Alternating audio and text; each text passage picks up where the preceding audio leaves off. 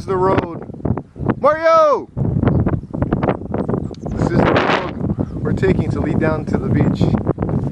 Thug life, chef life, foraging, going no matter what lengths to get to my food. We just foraged glasswort, also known as sea green beans.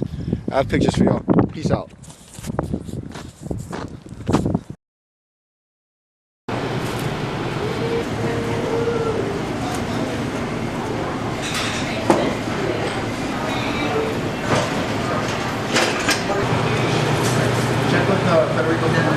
We just talk to them like, hey, just let me know if I don't have it. Just communication. That's just basically.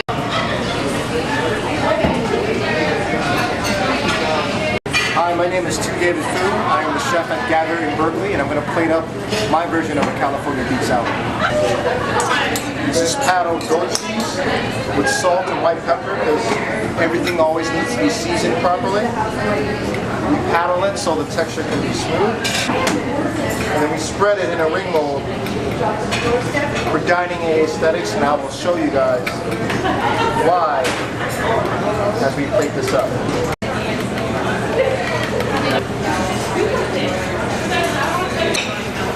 So the way these beets were roasted is the same way I learned how to do it 10 years ago. I was shaping these as a stage. No sugar added, water, olive oil, citrus, rosemary, thyme, black peppercorns, garlic, to break down the starches and bring out the natural sweetness in beets. Very classic take. Very classic dish. There's a smear of goat cheese on the bottom for the dining aesthetics. You'll hear me say that a lot. Because when you dig into a beet, you want to get goat cheese on every bite. So I'll put goat cheese on the bottom, not to make it look pretty, so it makes sense when you eat it. So now we garnish with some frisette for some bitterness. Some shaved beet chips, also known as candied beet chips. Also known as cheryogas, excuse me. We're going to garnish with pomegranate seeds. Some citrus with brightness, some pineapple powder. These are wild huckleberries, of course, foraged from the Sierra foothills. Because that, my friends, is my version of a California beet salad. Okay, guys, order fire. 5 chickens, 2 fish, 2 panellis. Yes, sir. Yes, sir. Back on second flight. 4 chickens, 2 panellis, and 4 mushrooms. Yes, sir. Yes, sir. 2 mushrooms. Heard. 2 minutes, yeah? Yes, 2 minutes, sir. Fernando. Yes, sir. Taste your sauce, please. Okay, chef. More butter, yeah? Yeah, more butter and more salt. Heard. I need a side of fries on the fly, please. Yes, chef. Comes with a panelli.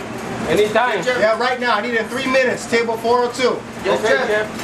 My name is Tu Phu, and I am the chef at Gather in Berkeley, and I'm 30 years old. Today we're going to talk about salmon and how important it is to properly store and cook your salmon. Okay? Just to let you know, if you guys want fresh fish and how to store it, chefs, cooks, always purchase your fish with the scale on. Check for a slimy consistency. That means it's fresh. That slimy consistency helps bacteria from penetrating the skin. Okay? Check your gills if it's nice and dark. Check the eyes if they're nice and fresh. And check the energy. Never get it pre-scaled. Okay? Very important. Once you check in your fish, you ice your fish as if it were swimming. Okay? Ice water, Lexan. The reason why you do that is because if you have the fish stacked on top of each other, the ribs will break, the flesh will break. Okay? Cool. We're going to fillet our salmon right behind the collar. Nice sharp knife.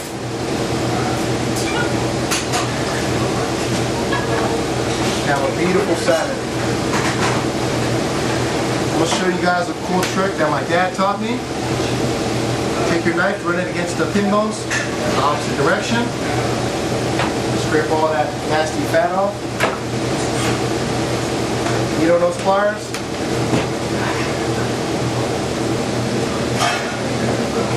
I like to portion it out. 5 ounces. We immerse our fish in ice water bath that never exceeds 42 degrees.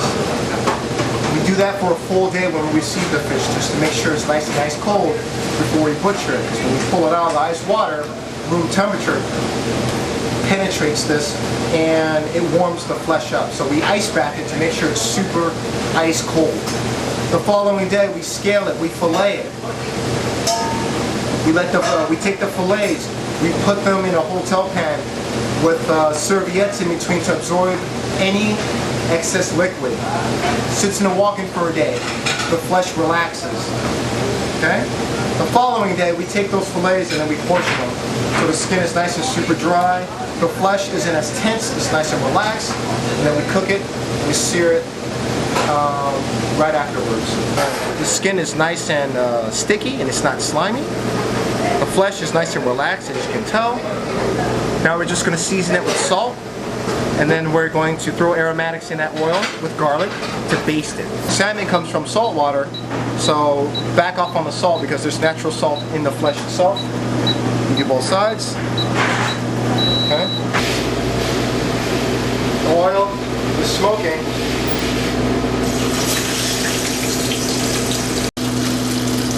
Throw the salmon in. Oh, this smells so good. It's starting to caramelize. I can smell it. I'm going to press it down because naturally the middle of the flesh, the way oil and heat works, it wants to push up from the middle. So I'm going to push it down to make sure that it gets an even sear. I'm going to turn down my heat so I don't burn the skin. Okay. And we're going to cook this medium rare because you should not cook salmon beyond medium rare. I'll come and get you. I'll find out. I press down. And why base? I base because the skin is super hot and the top flesh is cold. So I base to make sure everything gets cooked evenly. On top of that, I base because I'm throwing these aromatics in the oil.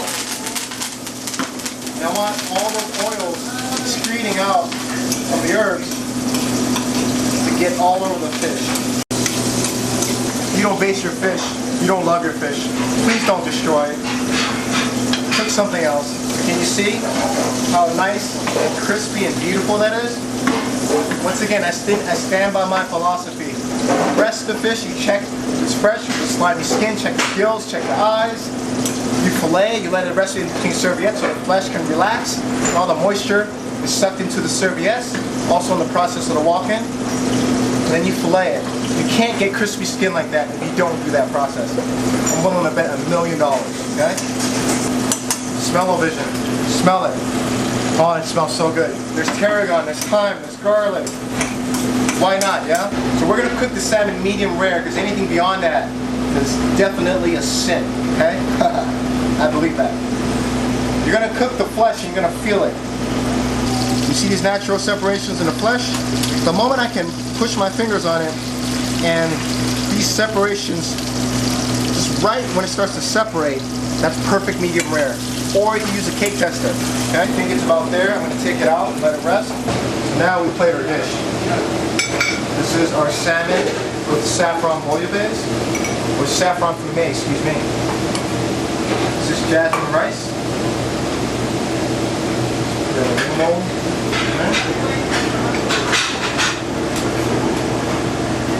Salmon go right on top of that. This is our current pistachio relish. This is our saffron fumé. That beautiful color. Okay. And unless there's more on this dish, roll that around so it gets everywhere. Now, we're going to garnish it with some sea aigretti, so there's some essence of the ocean, okay? Sea aigretti is also known as sea asparagus. I'm a big fan of plating things and making them look like where they came from. Some viola flowers, so that there's some life in this dish. Mint oil to cut through all these beautiful flavors of fat. And when I say fat, I'm talking about the oils from the saffron, the fat from the fish. Once again, guys, My style, simple, technique based, executed well. So I think so. Bon appetit. Once again, my name is Tu Phu. I'm the chef over at Gather in Berkeley, and I'm 30 years old. I hope to get on Top Chef.